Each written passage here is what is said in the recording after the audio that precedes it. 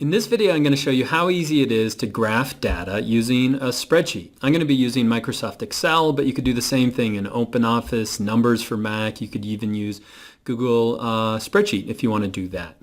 And so let's say I do an experiment where I vary the amount of fertilizer that I give a number of plants, and then I measure how much they grow. And this is the data that I get. So you can see that I'm varying it from 2 grams of fertilizer all the way up to 12 grams, and then I'm getting varying amounts of growth. And so if you want to, you could copy the Excel spreadsheet. I'll put a link to it down below the video, and you could try doing this on your own, or you could watch me and then try one of your own. And so I'm going to switch right now to Microsoft Excel, and you can see that I have the data right here. So I've got the fertilizer in this first column, and then I've got plant growth in the second column.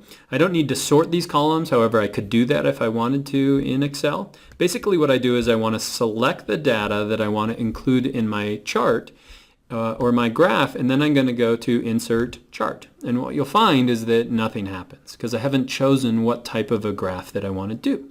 So I'm going to choose a scatter plot. A scatter plot is great when we're looking at the two numbers or sets of numbers and we want to compare those. And I'm just going to use a marked scatter plot that looks like this. You can see that this is way easier than trying to do it by hand. It's already going to figure out the scale and the axes for you. And so it's much quicker for sure to do this in a spreadsheet. But changing the graph is sometimes a little difficult, so I'll walk you around that in Excel. First of all, I only have one data set, so I could just select this plant growth and I could delete that. You can see here that we've got a title. That title is not very descriptive. And so to do that, I'm going to give it a better title. So I'm going to select that box and I'm going to say relation of fertilizer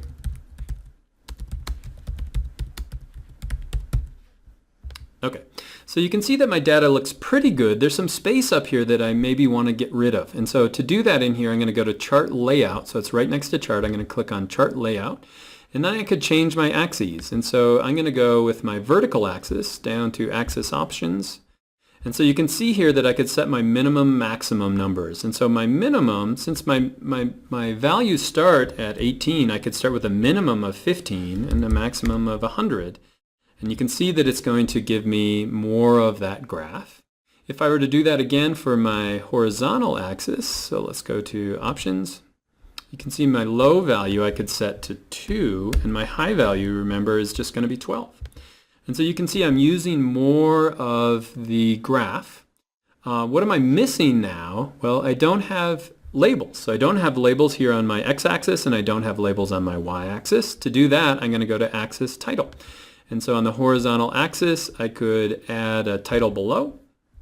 So now I can put in here my fertilizer. I want to make sure that that's measured in grams, and I can't see that. It's too small, so I could go back to Home here, and then I could change the font size so you can see it. And now let's go over on the y-axis. So I'm going to go back to Chart Layout. I'm going to go to Axis on the vertical, and let's make it rotated title, and we'll make that, let me get right in here, and that's going to be plant growth. Measured that centimeters, and same thing, I could select all of that. We go back to Home here, and we can increase the font size so you can see it. There we go. So we got a pretty good graph. We've got our major numbers, kind of scaled that for us on the side. What am I missing? I'm missing a trend line, so I'm missing that best fit line. And this is why I love using Excel to do this. It took me a while to figure this out. Basically, you select the data first, and then I'm going to chart, and I'm going to add a trend line. And you can see that it's going to put in a straight line, but it doesn't look like a linear relationship. It looks like there's a curve, and so I could try a logarithmic or even a polynomial. That looks pretty darn good.